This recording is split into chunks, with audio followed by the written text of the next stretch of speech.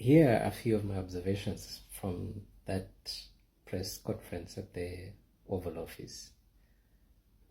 For starters, I think there are a number of things that actually should make us respect Zelenskyy more. And there are a few that he wins at, quite a number actually, not just few. There are a number of things that Zelenskyy wins at. Number one, Zelenskyy is the underdog in this war, and underdogs always emerge victorious. Not because they will win a war, or not because they will be the most mighty fighters by putting a lot of resources into the war that they're involved in, but because it's never about the dog in the war.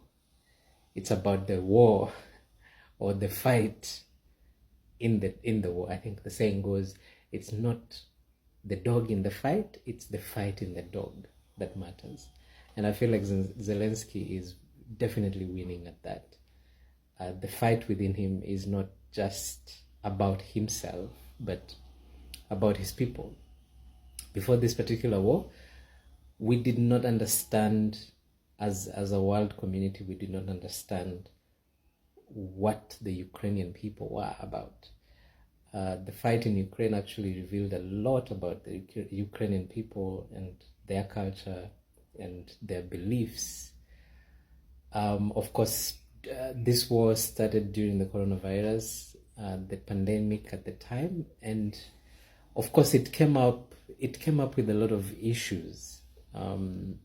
It revealed, first of all, the part of the dark side of the Ukrainian and the Polish people.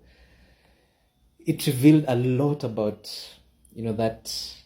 that particular region, the perception that they have towards themselves, but more so towards others, and especially towards us. Of course, the negative thing is that it really revealed the racism that exists in Europe. It's a disease that they have to deal with. However, we are talking about the nice things. And some of the nice things that Zelenskyy has done is he's a perfect communicator. Communication is what could have saved the world, World War I and World War II. Cold War was slightly resolved because of communication, and communication is a very important aspect of any confrontations, and we are seeing him being very good. I think he has excelled at communication. Zelenskyy is not an English native speaker, but the man has made sure that the world actually understands what's going on. So he's winning the war on narratives. He's winning the communication battle. Like, the communication barrier has been removed courtesy of Zelenskyy. We know about what is happening because Zelenskyy has decided to address the world and the challenges of this war in a language that is not his native language, which is English. And you can imagine arguing with someone in a language that you're not a native of and actually remaining calm.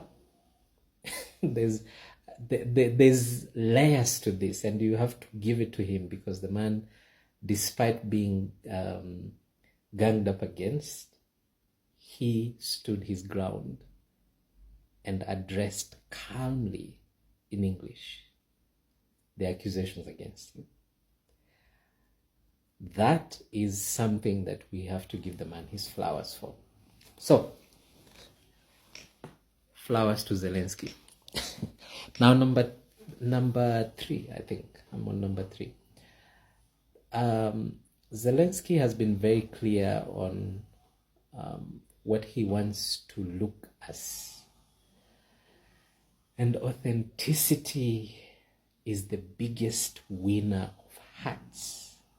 Authenticity is the biggest winner of hearts. Let me say this.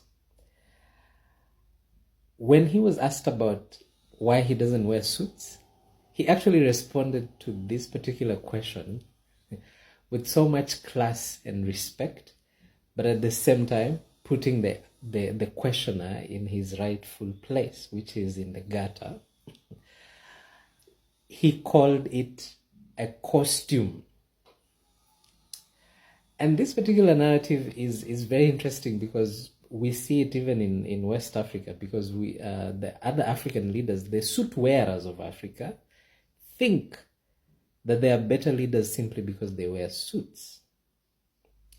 Whereas people like Traore, people like the guy from Mali and the guy from Niger, they are doing the best things for their people in military fatigue. They are actually destroying corruption in their country in military fatigue.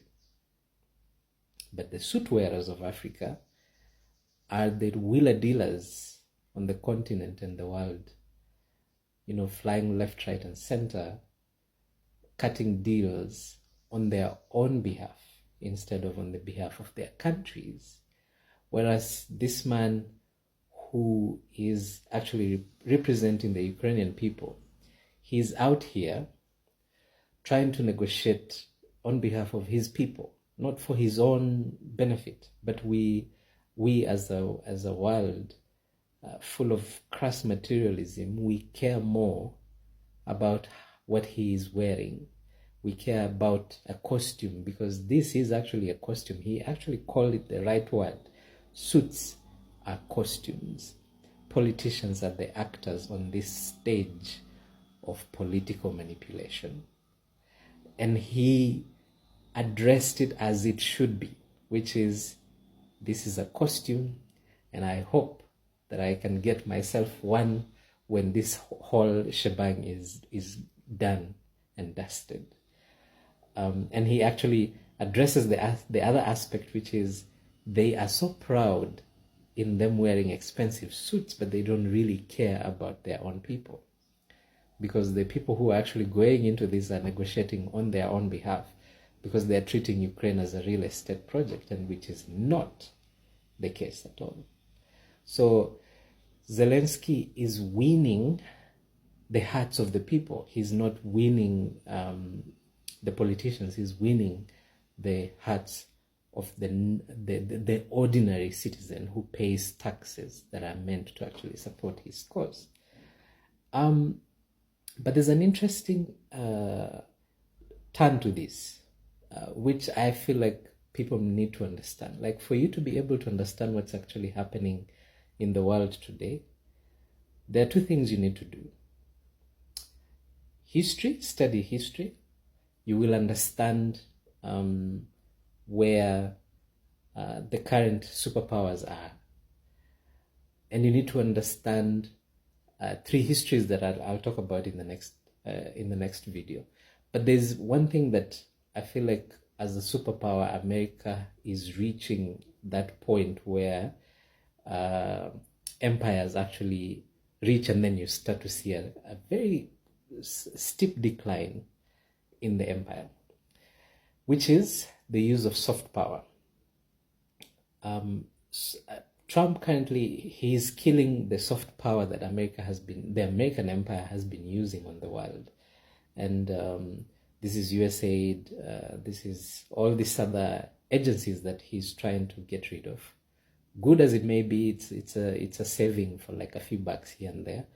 But actually, when you think about it, they're losing the capability to use soft power on the world.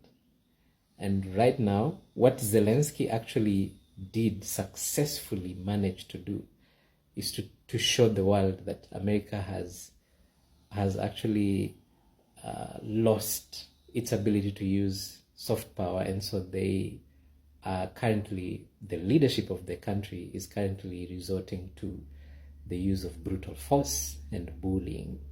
And unfortunately, that never takes anyone anywhere. We've seen it in the Soviet era, and we are currently witnessing it in the American empire. So these are the things that I feel like Zelenskyy has won